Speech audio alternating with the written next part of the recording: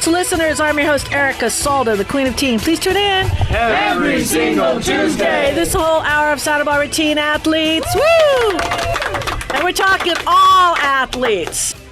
Welcome, Santa Barbara. Today's a super special day. This is Erica Salda, the Queen of Teen. 11 years. It's our birthday. Unbelievable. Happy birthday to you. Happy birthday just for you. Happy birthday to you. Happy Birthday for Teen Sports Radio. Absolutely. Dr. D, you got to take over here. This has been the craziest, wildest last 12 months. We've persevered. I can see I tell Dominique all the time, there is a light at the end of the tunnel, and I honestly believe it's not a train. So I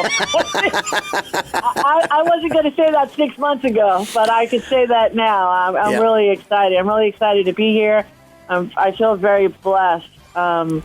Just having you as a friend, there's been so many wonderful things out of this show. I can't even list them all, not in the hour that we have. But what I ended up doing, reflecting back, I've taken little segments of the show, and we've reviewed them all together, and I think we've got a great birthday show coming up. But before we get to the birthday show, we're going to start off with one of my favorite teen athletes, Connor Street, and what he's accomplished this last year. Then I think what we're going to do is we compilated a bunch of essential stories. I think it's important for the times that we've been living in. And then, of course, Ed Langlow's two-part series, because I wanted to reflect back to another scary time in this city, and which, again, we all persevered. And, of course, that was during the war, World War II. Santa Barbara High School history. Yes, definitely Santa Barbara High School history. You got to always go back to history, and it gives you strength for the times that we're going through right now. Then, of course, we're going to end the show with a piece that Don Sanders did for us a few months back, and I'm really looking forward to it. But I want to give it to you, Dee. Is there anything that you thought of this last 12 months? I mean, on our 11th year, I think we've definitely, as a community show, have definitely been one of the legs on the chair to help guide this city through everything it had to get through. Well, I will say that, first of all, congratulations to us and to all those who have been involved in Santa Barbara Teen Sports Radio throughout not just the last 12 months, but, of course, the last 11 years. And I think that we have covered subjects, and I'm sure that both you and Dominique would agree, we've covered subjects that have needed to be talked about. And that's one of the great things. In spite of all of the news that's out there, right? All of the stories that we have heard, and many of us will have opinions one way or the other. But the reality is that we have opened up on this program, you and Dominique and our other co-hosts have opened up a dialogue on some of these sometimes very difficult subjects, but they need to be talked about.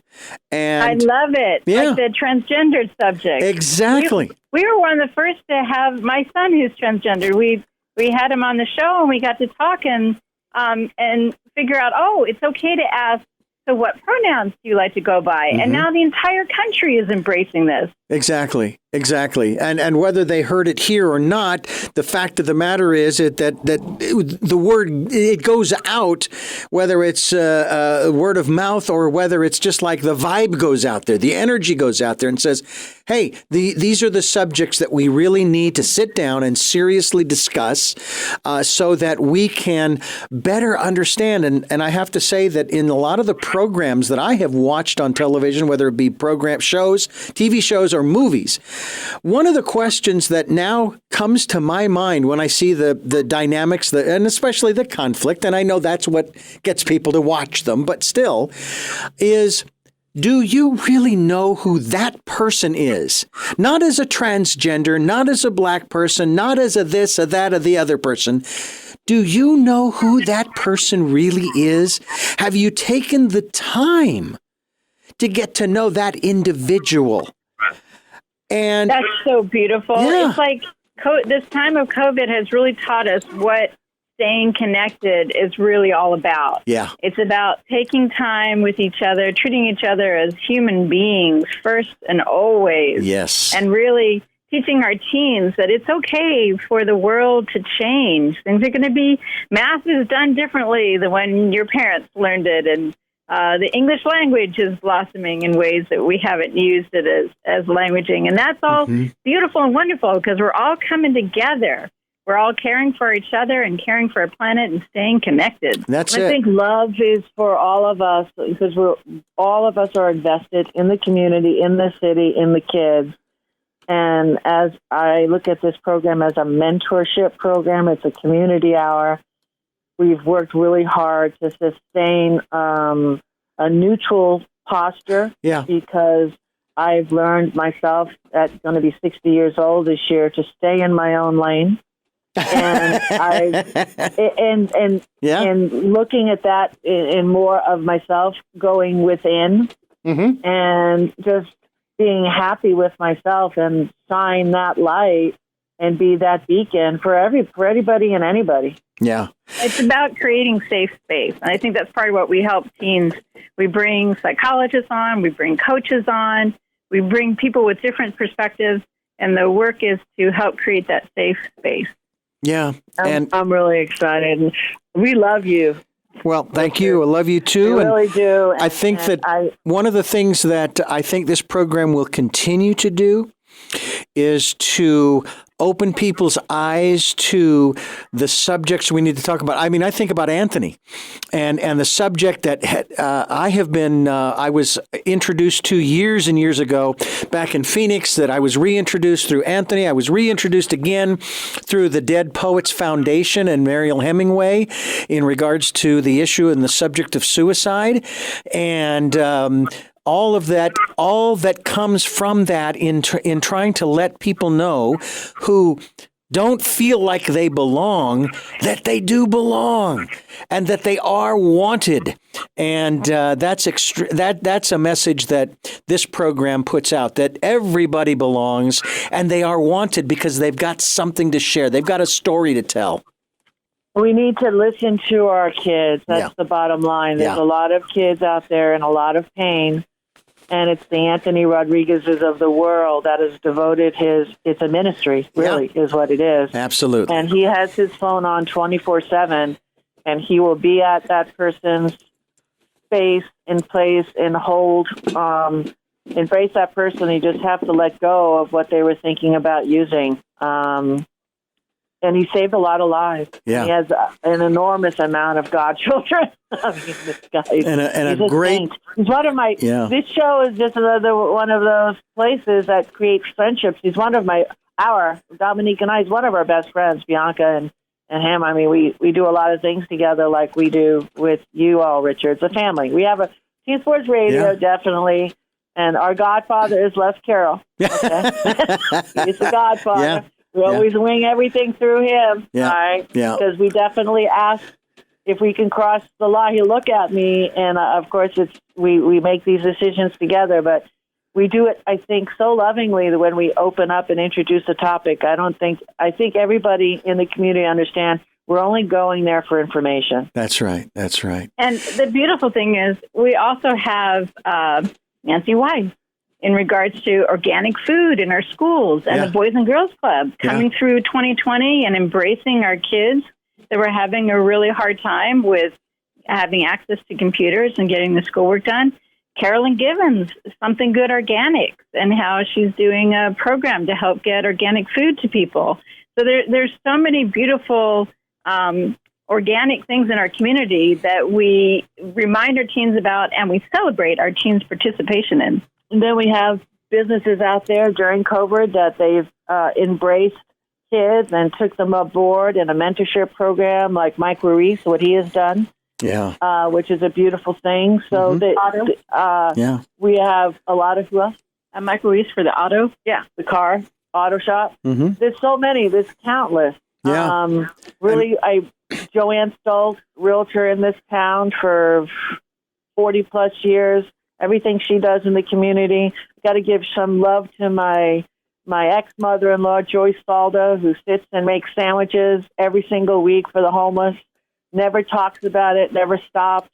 They love her. She's got famous peanut butter and jelly, I hear. Okay, they line up for her peanut butter and jelly sandwiches. Love it. So and just we're coming out of it, and I'm really excited. I'm so thankful to this station for being having this opportunity and let us be the light for the community and give us a place for kids to have a mentorship program, learn the business of broadcasting. We've had so many great stories. That's a whole nother story within the story. But for right now, Ava Burford, Laura Arcadia, Anna Coordinato, those are just the three ladies that are doing really great things. Mm-hmm. Starting from the very first teen star that we had was Tommy Igen, who's now a teacher over at Bishop. So they grow up and they leave us. Yeah. But, we've done a lot of great things, and I always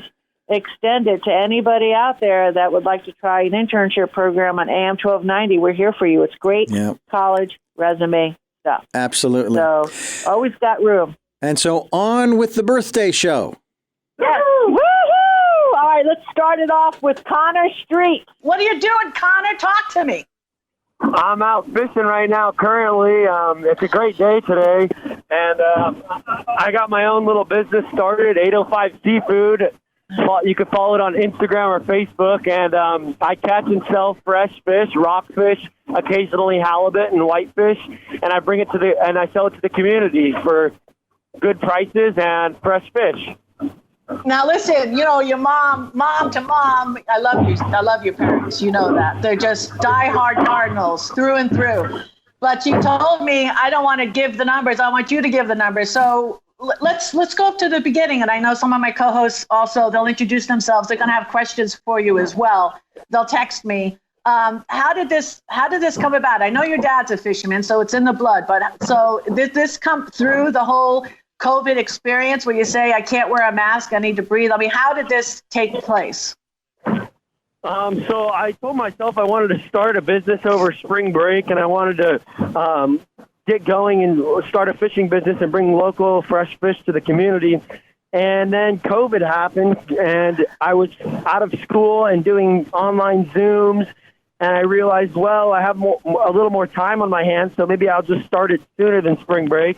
And I started it, and it's perfect. It's been perfect, and I've been catching fresh fish every time I've gone out, and I've brought it all in and sold out to everyone. So it's just nice that it's also a fast way for people to get fresh food. We're not waiting in lines at grocery stores. There's no line where I sell my fish, so it's a nice way for people to get out of the house too.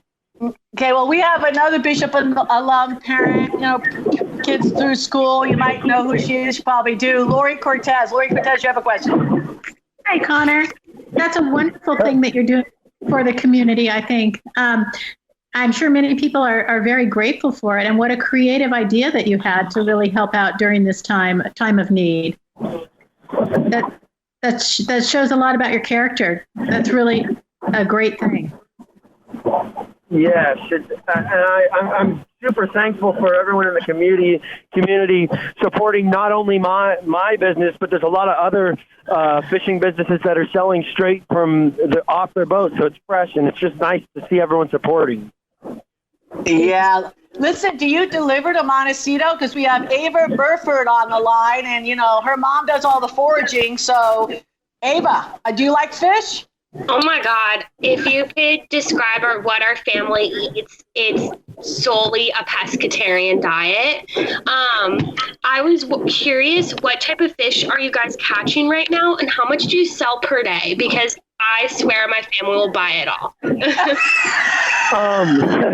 That's awesome. I currently fish for rockfish and whitefish mainly, occasionally halibut, but lately I've been selling rockfish. I sell rockfish for $5 a pound, the whole fish, and I've been getting anywhere from 50 to 100 pounds each time I go out. And I just sell straight to the community. And I do deliveries for an extra $7 to $10 fee, depending where you are located. Oh, that's awesome. Okay, that is really good to know. And now, if somebody doesn't have knife skills, like me, okay, because I was the official fish cleaner when I grew up, because we had the Long Island Sound. Will you trim it and you'll make fillets out of it? So I don't have the permits to fillet it, but I will gill and gut it for the customer if they'd like. And you can just throw the whole fish on the barbecue as it's gill gutted and scaled, and it's ready to be cooked right as you buy it from me. If you'd like it to be gill gutted and scaled, I could do it too. Aw, it just never ends. The love. Dominique Hackett loves fish. So what do you say? That is so wonderful. Tell me, how are people contacting you? Do we go through Facebook, or do you give out your telephone number? So I post every day on Facebook, Instagram. That every day that I go out, I post the night before and tell everyone to stay tuned. My Instagram and Facebook is 805 Seafood. That's the name of it. And people just direct message me through there or text message and tell me how many pounds they'd like, and I try to put it aside if I have it. Genius. And hey, you know something? Who came up with that name? You, your mom, your brother? Because it's genius. It's actually funny. My brother made the logo for me, and my mom came up with the name, and I just do the fishing. And I also sell T-shirts, sweatshirts, and hats on my Instagram page. You can direct message through there, Instagram and Facebook. Direct message through there. So either way, like, how about, I got it all right there. How about every 100 pounds one person buys that gets a hat? You know, always have to have something free. Yeah, no. I'm working on little deals here and there. I'm going to make some stickers too, so I'm going to throw stickers in there. So I'm just working on stuff to help out, and it's another way for me to be out on the ocean and have fun too. Yeah, you know, I get my pizza from New York, and it's nice because of Amazon. They made it yesterday because, you know, New York pizza. I mean, talk to me, right? And then the other day, I don't know, I must have bought so many pizzas. They came out, and I got an apron. And I love that apron. I will not buy this pizza now. I mean, they hooked me for life because I didn't expect it. And it was just in a box. And oh my God, I wear it when somebody comes to the door. So weird because, you know, not leaving. Oh, it was awesome. Well, listen, God bless you, Connor. You are an inspiration.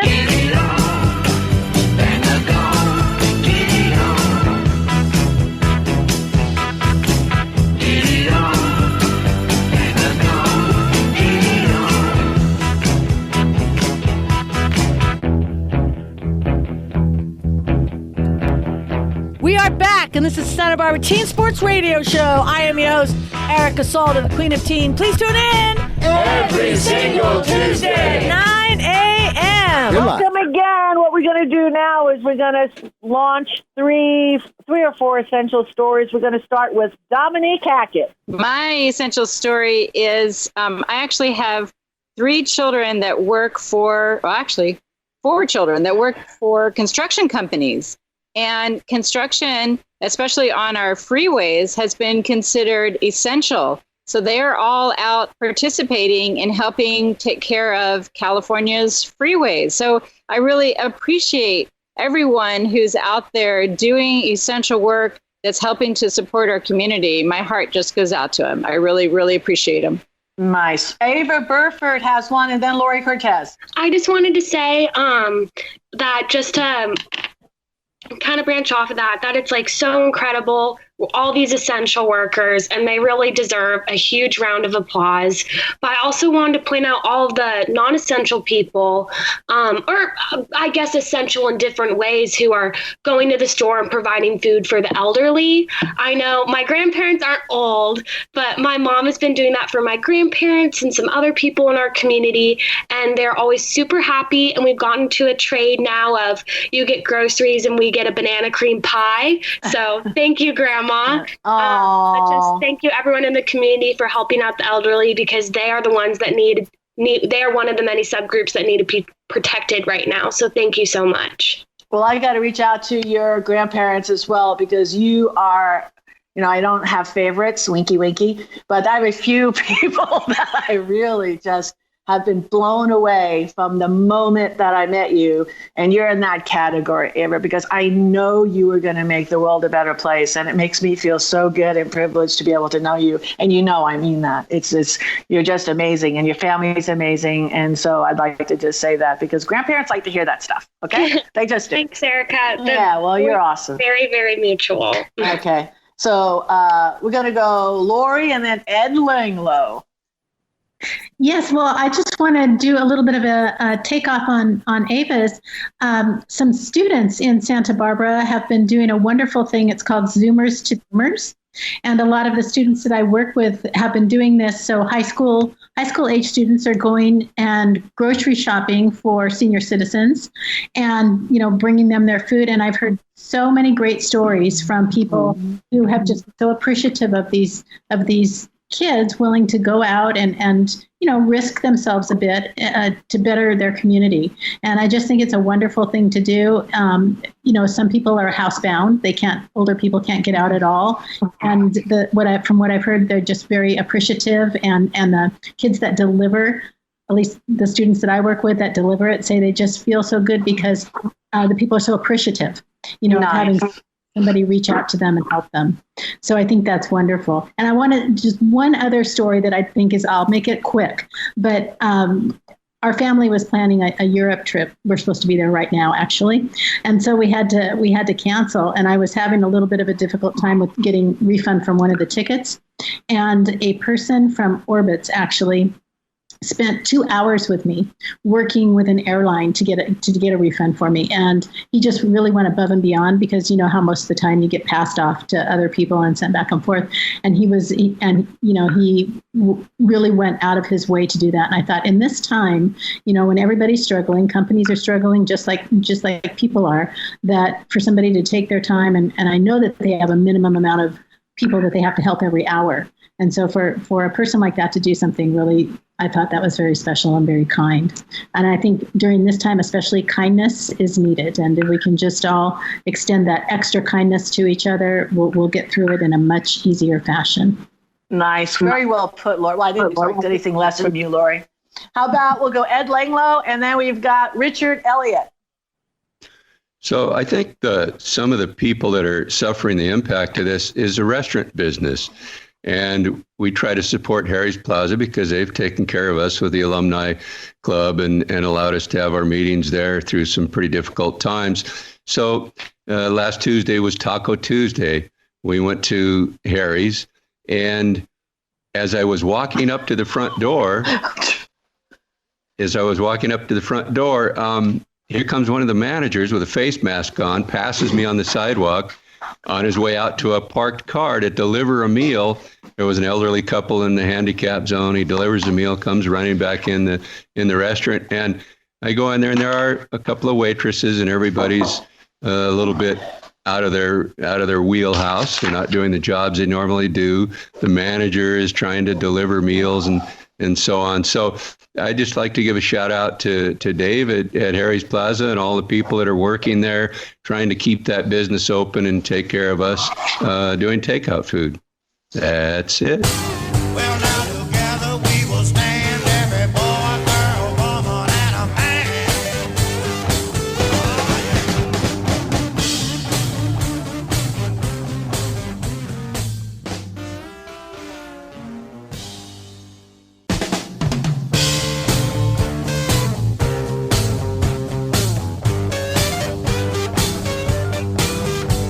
Together we'll stand, divided we'll fall. Come on now, people, let's get on the ball and work together. Come on, let's work together. Now, people, because together we will stand, every boy, every girl, and a man. We are back, and this is Santa Barbara Teen Sports Radio Show. I am your host, Erica Salda, the Queen of Teen. Please tune in Every single Tuesday. 9 a.m. All right, we've got Ed Langlow. Ed, I'm looking forward to this. Is this a two-parter or one part? I'm going to do this in two parts. I got so much information from this lady that lives up the street from me. I had to break it up. I got into like 7-8 pages of information about Santa Barbara High. So I'm going to do the first part today. It's going to be more based on the students at the school. The second part will be more on the places and the companies that got involved with Santa Barbara High School during World War II. So Nice. if only I'd known as a mentor's moment with the teens with us remotely, as well as those listening into the show. And today's segment is Santa Barbara High during the war years. And the takeaway from this two-part segment is to learn perseverance and to look at the bright side of any experience, because it will be whatever you make it. We just lived through a bad year dealing with COVID, but before you complain too much, I'd like to tell you what it was like to be a Santa Barbara High School student during World War II through the eyes of the people who were. Only I'd known when I was young what the generation before me lived through. My sources for these next two segments are all old friends of mine: Doug Spence, Rutledge Putty Mills, Polly Lopez, and Twyla Christensen. A couple weeks back, my story was The Comeback of 1940, featuring Doug Spence, who lived up the street from me. Doug's gone now, but his better half, Twyla Christensen, still lives there. So I suggested that she listen to Teen Sports on Tuesday, but she said, I don't have an AM radio. So Tuesday morning, with my Bose radio tucked under my arm, I hiked up the hill and sat across the table from Twyla, and we listened to the show.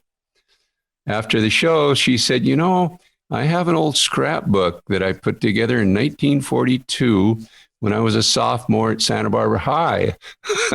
Would you like to see it? And I said, yeah, of course I would. So this collection of hers was packed with articles from Santa Barbara News Press, the school paper, The Forge, and even restaurant menus from the 40s. So as I looked through that book, a 95-year-old alumnus of Santa Barbara High told me these stories.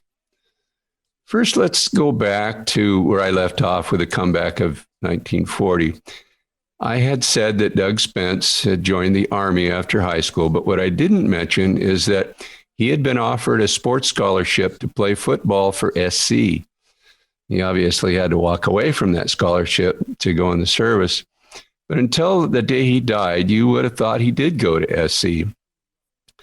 He could quote statistics and game scores right off the top of his head. He pretty much remained loyal to the Trojans for the rest of his days, though he never was able to be one. So the Dons were surfing on a high wave of success. He just won the 1940 CIF Southern California Championship, and times were good. But that wave was about to break. On Sunday morning, December 7th, 1941, Japan bombed Pearl Harbor. The next day, Franklin Delano Roosevelt plunged the United States into the war, joining forces with Britain, Russia, and France against the tripartite pact of Germany, Japan, and Italy. And things at Santa Barbara High very quickly began to change. Now, I believe that the impact and the stress level from the war hit Santa Barbara High School harder than any other high school in the nation. And I say that because a few weeks later, on February 23rd, 1942, a 365-foot submarine surfaced off the coast of Goleta and started to shell Elwood oil fields. Just 11 weeks in, the war had come very close to home. Putty Mills had graduated in 1941 with Spence and had also volunteered for the Army Air Corps, but would wind up overseas in Patton's Third Army. We'll talk a little bit more about Putty in the next segment. Head football coach Clarence Schutte went into the Army, and line coach Clarence Bishop took his place. Ed Kerrigan would take his place as the new line coach. There was an article in The Forge urging students to collect scrap metal for manufacturing in the war effort. And they mentioned keys. They would melt down unused keys for the brass. That's how desperate things were. The United States was not prepared to go to war. The Dons, however, continued to play football through all of this. In 1941, they won all but 2 games under Coach Schutte. Then in 42, under Coach Bishop, in the season opener against Beverly Hills, an article in the Santa Barbara News Press said the first score of the game was run in by Cal Rossi. Now, I believe Cal was the youngest of the Rossi brothers. There were either 3 or 4 Rossis, and they all played football. But they all had a reputation for being pretty aggressive on the football field.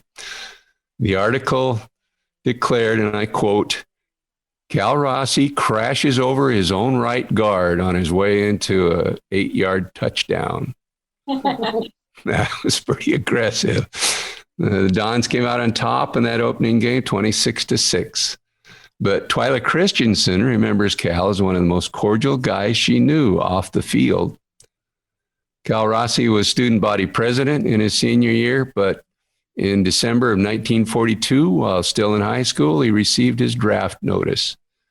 Rossi stated in the paper, and I quote again, "I'm beginning to realize now more than ever what an asset school is." In that same month, head coach Clarence Bishop was commissioned as lieutenant in the Navy, and the head counselor Glenn Wallace had joined the Red Cross. Then I called Paulie Lopez because I knew his story and I wanted to make sure that I included it in this segment. In April of 1943, just 2 months before graduating, Paulie Lopez at 17 joined the Navy and never graduated from high school. He returned from the service and fulfilled a career working for the facilities department at UCSB. Then a couple of years ago, his daughter went to the high school and told them that story. And in June of 2018, Paulie, at 92 years old, walked down the hill into Peabody Stadium and received a Santa Barbara High School diploma. So let's try.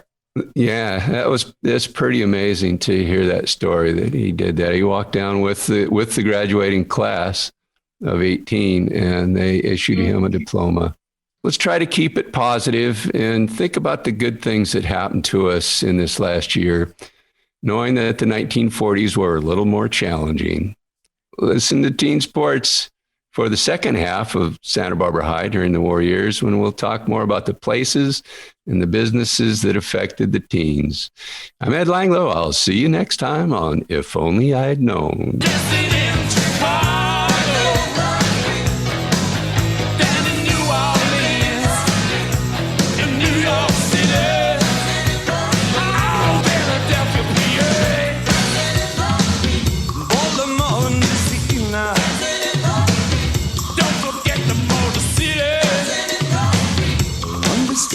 Brazil. Back in the USSR. Way down in LA. Every day dancing in the street. Crossing China too. Me and you dancing in the street.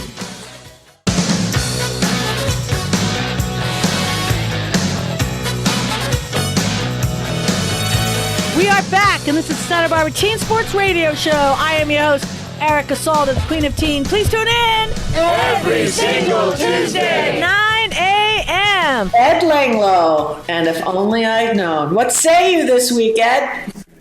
Thank you, Erica. If Only I'd Known is a mentor's moment with the teens with us remotely on Zoom now or listening into the show on the radio. The topic for today is a winning tradition. Today's segment is a short wrap-up of the Santa Barbara High during the war years segments. I realized an interesting connection with a conversation I was having with Twyla Christensen and some of the past advice that I've given, and I wanted to share that, for lack of a better term, aha moment with you. With the ravages and effects of COVID, I believe that we've all had the thought of, when is this finally going to be over? And will we ever be able to completely recover from it? Well, you may have more power than you think. We hear the term efficacy used a lot about the rate of the different vaccines. Now, if you look up the word efficacy in the dictionary, it's from a Latin word meaning the ability to produce a result or an effect. The only efficacy of the vaccine is it tells your body to defend itself against a specific virus. You Your immune system creates the antibodies that actually keep you from getting COVID, not necessarily the vaccine. You've also heard my favorite Henry Ford saying, whether you think you can or you think you can't, you're right. So in one of my conversations with Twyla about the impressive performance of the first wartime football team, she said it was the tradition of making it to CIF playoffs that kept us winning. And I thought, nah, it's not tradition. But she was there. She was a cheerleader and very much involved in football. Then I thought about one of my other favorite topics, the placebo effect. You're given a sugar pill that you believe is a new medicine, and you have faith that you're going to get better. And many people do from a sugar pill, only because they believed they would. So maybe Twyla has a point. Maybe they just believed they could, so they did. Henry Ford may have had something there. If you believe you can, you're right. The first time the Dons made it to CIF playoffs was in 1929, and maybe they just kept doing better until it became a tradition to be one of the best, if not the best team in the league. Maybe in spite of the shelling of Elwood bringing the war to their backyard, maybe in spite of one of the winningest coaches in the history of high school football, Clarence Schutte, being gone and in the Army, maybe it was just a high school football team that thought they could, so they did. On October 3rd, in the curtain raiser for the first game of the 1942 season, came against the Beverly Hills Normans in front of more than 2,000 fans. The Dons took the opening kickoff and marched 80 yards to a touchdown and a sustained drive, highlighted by Cal Rossi's 19-yard pass to Rube Navarro. The drive ended with Rossi crashing over the line with an 8-yard gain and the first touchdown of the 42 season. The eventual win sparked the Sunday morning headlines in the October 4th, 1942 Santa Barbara News Press. Dons steamroll over Normans 26-6 in grid opener. So my takeaway from this segment is simply, we'll get over this COVID issue. And if you're a teen, promise you this, if you remain stoic, persevere, believe in yourself, and create a winning tradition, great things will come to you. I'm Ed Langlo, and I'll see you next time on If Only I'd Known.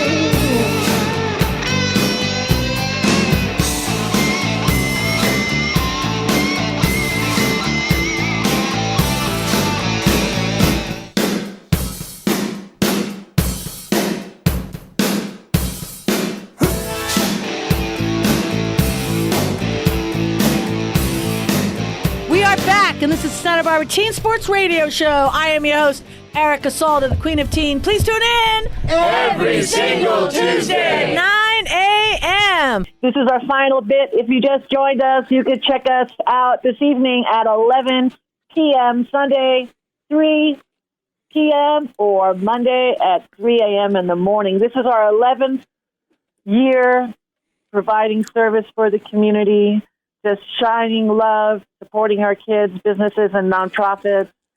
We're going to close with Don Sanders, but before that, I wanted Dominique to say a few words. Dominique, you're my partner in crime. I so appreciate you the last 7 years. And every time you say something, it's always so spontaneous. Every time I look over what you're going to say, you close the book. You never let me watch. So anyway, I know this 11th year birthday. Here you go. Well, I know this year we've talked to teens a lot about self-care. And some of the things we focused on, number one, get yourself into nature. So, put your feet on the ground, smile at the sunshine, and just really soak up being in nature. And the other thing is, if you can do it, meditate. You can meditate while you're walking. You can meditate while you're sitting. You can meditate listening to beautiful music. But definitely meditate and tap into that deepest part of yourself.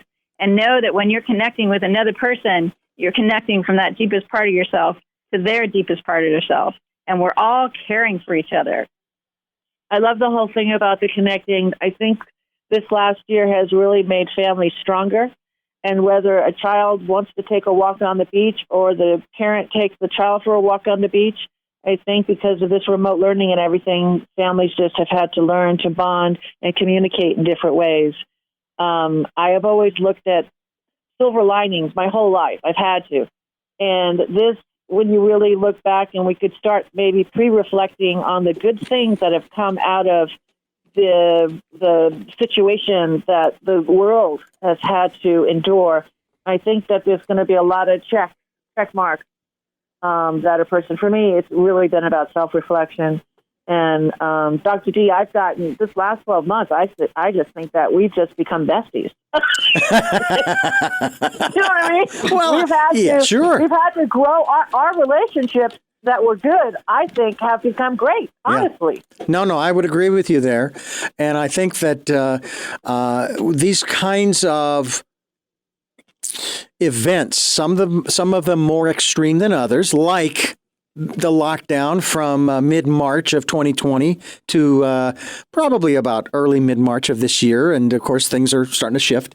I think that you start to recognize who is important in your life and why they're important in your life, even if it's just as support, even if it's just as a sounding board, and we need that. And we didn't have that for the longest time because we didn't think at first, I'll just go on the computer. I'll just dial her up on here and there and so forth. And I think that's one of the things that is so important. And I've spoke of this even before the pandemic, about the importance of creating a network of people in your life, not just if there's a natural disaster or something, or there's a fire, or there's this or whatever, but to be there and you be there for someone else, whether it's the same person or somebody else, like paying it forward kind of thing. I think that it's just one of those things that we need to be doing all the time, is making and meeting new people and making and creating new connections. To me, it's sort of the equivalent, if you will, of trying new things so that your brain, and I know, Dominique, you would agree with this, sets up new pathways for different kinds of thought. The mirror neurons are mirroring other people. Exactly. And my son Aiden taught me about body double, that you can literally, you're doing your homework on the computer, click into a Zoom room and have a friend on the other line. Not that you're talking, but you can see another person is working, and that your brain literally clicks in and the mirror neurons click in, and you're able to focus more and get your work done. Yeah, we've learned so much about networking and connecting this year. Well, it's been I quite can't tell you how many people have just started to do FaceTime and Zoom and learn how to click into these things. I think it's really brought a lot of families closer that live and that are spread out throughout the country because they've had to, because they have not been able to visit holidays, many people doing the staycations, but to reach out to them via the internet. We're so blessed. And thank you, Zoom, and thank you, technology. And there's a lot of benefits to it. And when you embrace it and look at the benefit and how you can use it as a tool to stay connected, it's a beautiful thing. It's Absolutely. a beautiful thing. And another beautiful thing is the wrap up of the program, our final segment for this birthday celebration. All right, let's go to Don Sanders. And thank you, and thank you, Dee. Yes, keep your body moving. I'm thinking of young people out there forming the basis for your lifetime. And I also want to say, keep your body moving as well as doing all these other things that you must do, and never give up. Your own, if any of you ever heard the musical group Crosby, Stills and Nash, your own Santa Barbara native son, David Crosby, wrote a wonderful song about someone dreaming on a park bench in a broad highway somewhere, and they were asking, what am I not doing? And like an angel came down in the song and says, your voice cannot command. In time, you'll move mountains and it will come to your hands. So whatever your hands find to do, you must do with all your heart. There are thoughts enough to blow men's minds or tear great worlds apart. A healing touch will find you along that broad highway somewhere and lift you as high as music running through an angel's hair. Goosebumps! All right, speaking of goosebumps, Christine Marie, close out the show. What card we got? Oh, well, I picked the King of Hearts. Where is it? How appropriate. King of Hearts, which is really, well, the King of Cups, which is really the mastery of the heart and connecting in with the heart and the capacity to, he's riding a white horse through the, at the ocean, through the water, at the beach, and he's holding a cup. And it's really about, having the capacity with our physical body, the horse in a way to really move through and move with those emotions, and also to really, hold our heart. So important. That was so inspiring what you just said, Dawn, about really letting yourself move. And when we move with our heart, that's where we know we're moving in the right direction. Our mind is there in highest and best service to our heart. I think it's really good to remember that. So if your heart and your body want to go somewhere and you feel really inspired and your mind says, no, it's not logical, just say, you know what, mind, you can make it logical. We're going that way, because it can. Fantastic. I'm going to preach one thing for the word for the week is smile. All right? We're going to smile and love our way out of this. Let's stay together. God bless. See you next week.